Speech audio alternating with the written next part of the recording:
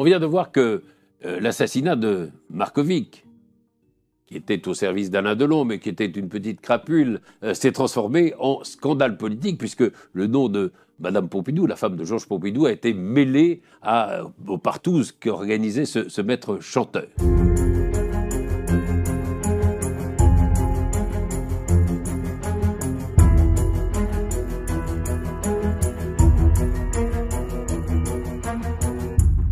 On ne sait toujours pas qui a tué Markovic, pourquoi exactement. Et alors, les choses vont prendre un tour un peu nouveau au début de l'année 1969. Et il y a une date qui est importante dans cette affaire, c'est celle du 17 janvier 1969. Date importante d'abord sur le plan politique. Georges Pompidou est à Rome, il est en visite et il fait une conférence de presse. Et quelqu'un lui demande... Mais est-ce que vous comptez vous présenter à la présidence de la République? Et Pompidou répond, c'est un mystère pour personne que je serai candidat à la présidence de la République si le général de Gaulle se retirait. Il ajoute, mais je ne suis pas pressé. Et ça, c'est un tremblement de terre politique énorme. Pourquoi? De Gaulle, je vous l'ai dit, est sorti affaibli de mai 68. Et pour se relégitimer, il a voulu faire un référendum qui aura lieu en avril 1969, un référendum dans lequel il propose la suppression du Sénat et une grande régionalisation.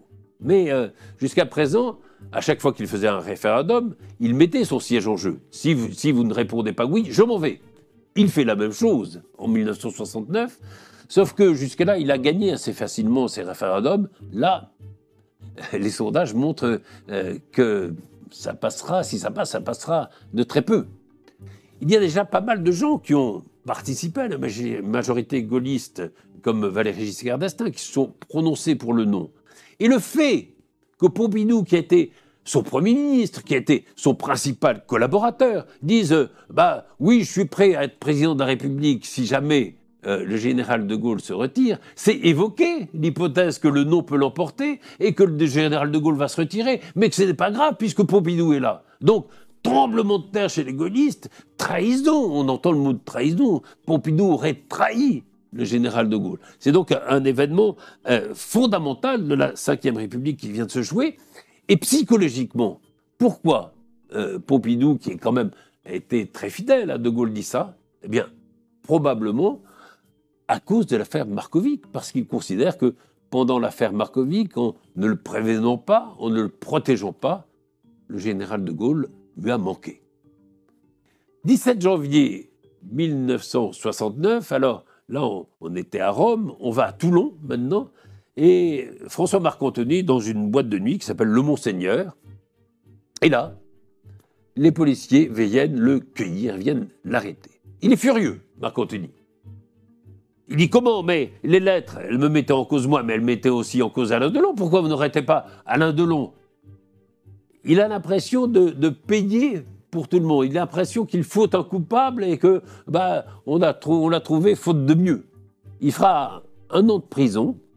Et puis finalement, bien plus tard, c'est-à-dire le 12 janvier 1976, il bénéficiera d'un non-lieu. Il y a pourtant un élément qui aurait pu être assez fort dans sa culpabilité. Je vous ai parlé de la toile de jute et de la toile de plastique dans laquelle a été retrouvé le corps de Markovic. Il se trouve qu'il y avait une marque sur cette toile de jute et sur cette toile de plastique, c'était la marque Tréca, des sommiers Tréca. Et il se trouve que les policiers ont regardé qui, dans les Yvelines, a acheté des matelas Tréca dans les derniers mois. Et parmi ceux qui avaient acheté des matelas Tréca, il y avait François Marc-Antony à Goussainville. Étonnant quand même. Marc-Antony sera libéré en 1976. Georges Pompidou est mort déjà. Il y aura des pressions terribles sur lui. Pression fiscale, pression sur les éditeurs. Il devait publier ses mémoires. On lui a proposé de l'argent pour ne pas les publier. On a proposé, un éditeur lui a rendu ses avaloirs en disant non, finalement, je ne veux pas publier votre livre. Et puis finalement, il publiera ce livre, mais de manière très édulcorée. Qu'est-ce qu'on peut dire en conclusion de cette histoire? D'abord, vous vous souvenez des lettres de ce Askoff, qui était d'analphabète, lettres évidemment très curieuses. On pense maintenant que à l'origine de ces lettres et de la diffusion des photos, qui sont souvent des photos montages où on voyait Madame Pompidou, des gens qui lui ressemblaient d'ailleurs.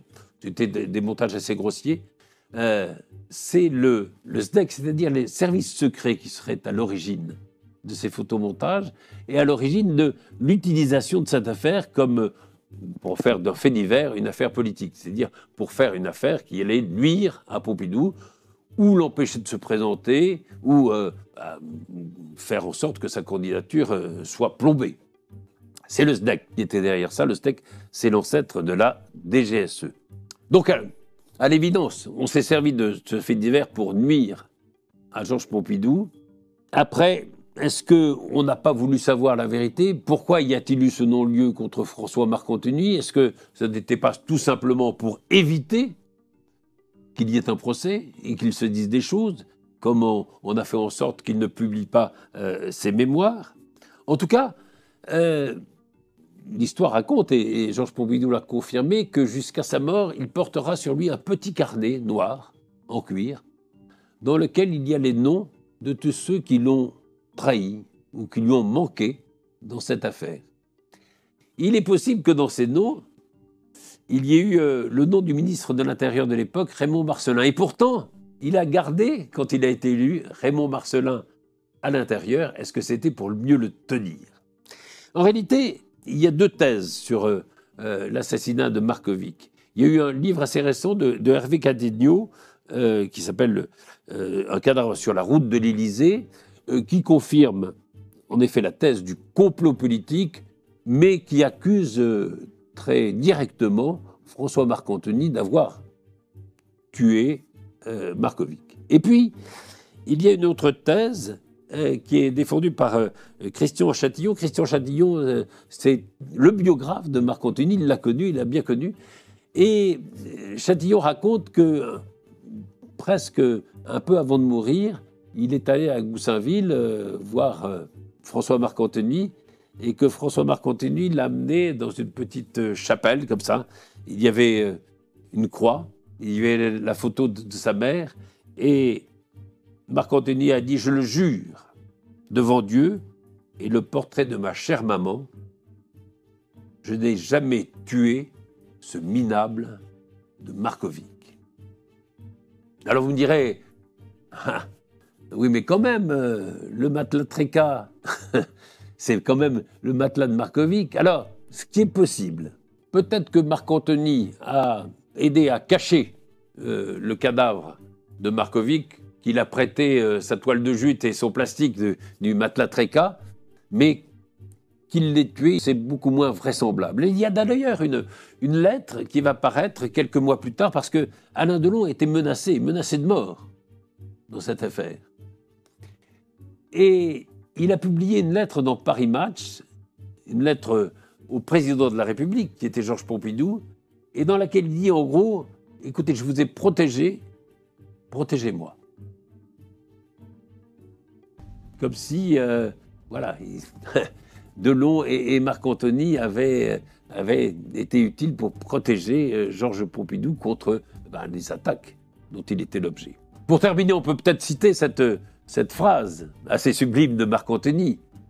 « Nous ne sommes que trois à connaître la vérité sur l'affaire Markovic, Delon, moi et Dieu.